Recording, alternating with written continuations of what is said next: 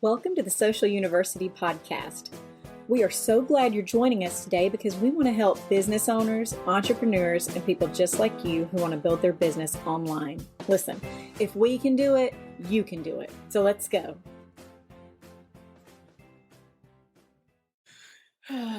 Good morning, guys. I'm here in Toronto with Social U.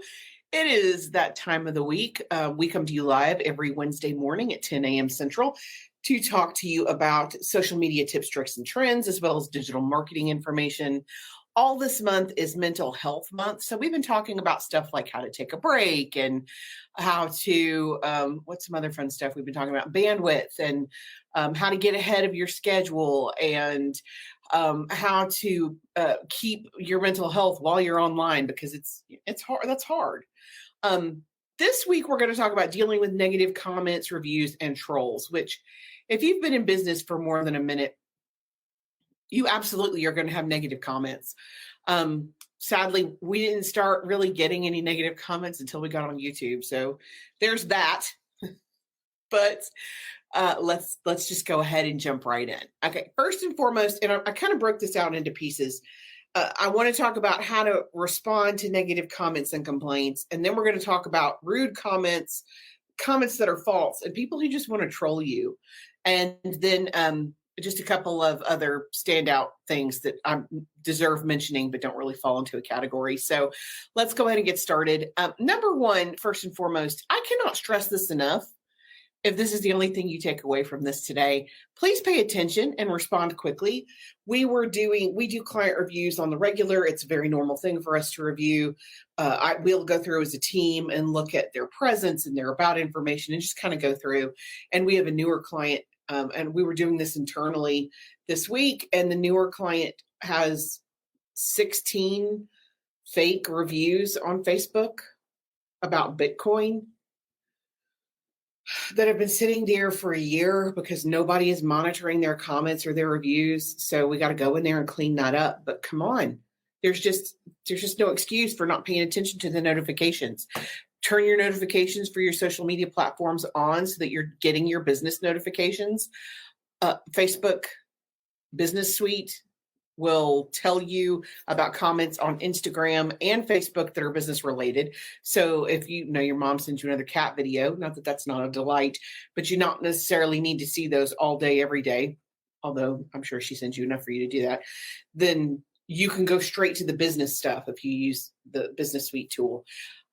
If you know you're not going to get on TikTok every day and check your comments, maybe make time to just check the comments. You don't have to doom scroll every time you get on, but you must stay on top of your comments, because dealing with it, the first step is knowing that it's out there. Do you have a negative comment? Do you have a negative review? You got to pay attention. Number two, you need to ask yourself, is this really my fault? Is this something that I brought upon my own self? Did I cause this? Am I to blame? And then if you decide that, yes, in fact, it is my fault, you need to apologize publicly and quickly. There's certain circumstances where it will not be your fault. And we're going to talk about that too. But if you're wrong, say you're wrong, address the problem and move forward. Then you want to move that conversation to private. You want to apologize publicly, correct it privately. So number three is move that comment, move that conversation so that it's in a direct message. I'm so sorry you had this experience. Please direct message me your email or contact information so we can discuss this further, because the whole world doesn't need to know how you solve the problem. They just need to know that you are addressing the problem. Number four, you want to thank them for their input. If you're the business owner and you found out that your employees shut down an hour early and your customers are mad because they went to buy something and nobody was there, I'd want to know that. You should want to know that. So thank them for telling you. You're never going to get ahead with a defensive position. You have to be open for information. So if somebody's trying to tell you something, if they're so mad about it that they need to tell you, then you need to listen. And this is all based on the assumption that these are valid complaints, valid issues, valid comments, negative comments. So if you're wrong, apologize, make it private as quickly as possible. Thank them for their input. You can do that publicly or privately. And then number five, you want to ask Well, so what can I do now? How can I fix this problem and make it better? And for someone who has 15 years of retail experience, 9 times out of 10 in customer service, people just they want to be heard. So you listen to them, you let them vent, you validate that you're wrong, you apologize. And then when you ask them what it is that they need, I'm telling you, 9 times out of 10, what they're going to ask for is less than what you were prepared to give them. Find out what they want before you promise the sun, moon, and stars. It's very, like, if we make a mistake, I'm happy to deduct off of invoices or skip an invoice entirely. I hate mistakes, so I want to make sure that the customer's happy on the other side. But ask them, what can we do to make this right?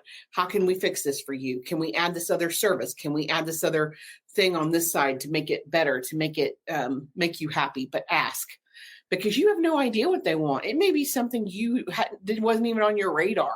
Instead of wanting an entire month's worth of free services, they might just ask you if you can send out an email for them, or they might ask for an extra blog. It doesn't have to be fancy to be effective, but it definitely needs to be what the customer wants. So find out what they want. Number 6, do not delete negative comments. When you delete a negative comment or negative review, you're making it personal. You are transferring that from being a business issue to being a personal vendetta. Because when people feel like they're not validated and they're not being heard, they take it public. And small businesses can be destroyed in a matter of 60 seconds with a video that goes viral. So don't delete negative comments. Again, address it. Apologize if it's true, and then make it private, but don't delete it. It's normal for businesses to have at least 1 or 2 negative comments. It's totally normal. People expect it. So don't delete the negative comments. You're going to make people angry, and then they'll start talking about you on their own personal profile, and you have zero control over that. You can't take that down. So don't make it personal. And I can tell you this from experience. When I very first started in social media, we were working on once upon a time when there was no Instagram, because once upon a time there was no Instagram and no Snapchat, and Facebook was the only, talk about the big dog, they were the only dog. LinkedIn was only for business people. So everybody was hanging out on Facebook. And we had a client who had thousands of followers, and somebody made a negative comment, and I told him not to delete it, and he did. And she wrote it back again, and he deleted it again. And then it got super personal super quickly. She started posting in every group she could find. She posted it on her personal profile. She got all of her friends to share it to their personal profiles.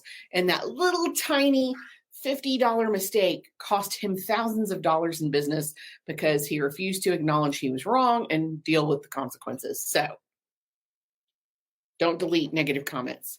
Okay, now as we're moving forward, we're going to talk about comments that are just rude, personal, false comments, and trolls, because they're out there. Number 7, false information. If it's wrong and you know it's wrong, you can respond with caution, but you need to keep your response short and factual. And this is one, I find this in particular with female business owners. They want to be liked. They want people to like them as a person. So if somebody makes a comment about them personally that's wrong, they feel the need to defend it. That's not how it happened. I'm so sorry you feel that way. Let me tell you how I feel about it. Absolutely not. Your feelings don't matter. Talk about what's factual and true as it pertains to the complaint or the negative comment that's happening right now. So if you have an incident where people have misinformation about your business and they're telling people that you steal tips, let's say you're a restaurant and you're accused of stealing tips, if it's not true, if you know it's false, then you can say, I'm sorry that you have the wrong information. I regret to inform you that you're misinformed. That is not our store policy. That is not our company policy. And ask them if they would like information to move it internally. You do not have to openly engage. If you are going to engage, however you respond needs to be quick, to the point, and true. Feelings aside. I'm 100%, and a lot of people can't do that. Number 8, you cannot argue with crazy. There are going to be things that are not your fault that you can't fix, that people argue about. We didn't get a refund from this wedding venue because there was a hurricane. How in the world does the wedding venue control the weather? Well, they don't. So if they're going to argue, if somebody's going to complain about something that's out of your control, sometimes the best course of action is no course of action at all. Sometimes the best thing you can do is ignore it and it will fix itself. We had a situation where somebody made a complaint. This has been several years ago. Somebody made a complaint about a vendor, and the account manager wanted to jump in there and defend it. And I said, just wait an hour and we'll see what happens. And we waited an hour, and lo and behold, their own clients came to their rescue, comment after comment after comment of, this isn't right. That's not how that happened. And they told the right story. And the person who made the original comment ended up retracting because their own client base came to their rescue. So that can be super effective. Your fans can be your best and first line of defense. Number 9, don't feed the trolls. This kind of comes back to, you can't argue with crazy. Well, you can argue with crazy, but you've heard that phrase, don't fight with a pig. It gets mud, you get in the mud and the pig likes it. So don't argue with trolls. Do not engage. Hide the post. Stay away from trolls. There are people whose only joy in life is to mess with or be rude to other people. Becky says, just in case someone needs this, and it is, Becky, you're going to have to tell me, I'm just seeing the link. I'm not seeing a title. So let me know where we're sending these folks, and I'll post that real quick up here too. But don't feed the trolls. We have had some troll comments on YouTube where they attack my appearance, which is ridiculous. So instead of deleting them, we just respond with a troll emoji and move forward. They're a troll. They know they're a troll. It's not going to benefit me at all to argue with them. So we just ignore that. We're just going to leave it alone. Ridiculous, completely ridiculous. Number 10, rude comments, people that are just being rude, like you're stupid. You don't know what you're doing. Okay. I mean, you can hide those with discretion. And there are some that you absolutely need to hide.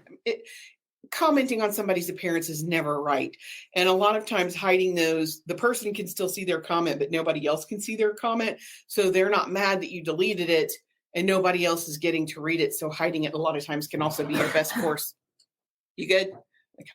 Can also be your best course of action.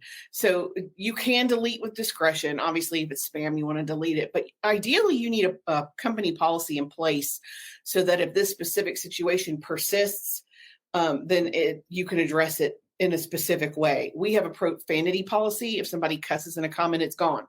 I don't care if it's, the Pope. I don't care who it is, the president, whomever it may be. If they're cussing at our company, our brand, the poor person who's monitoring that, it's going.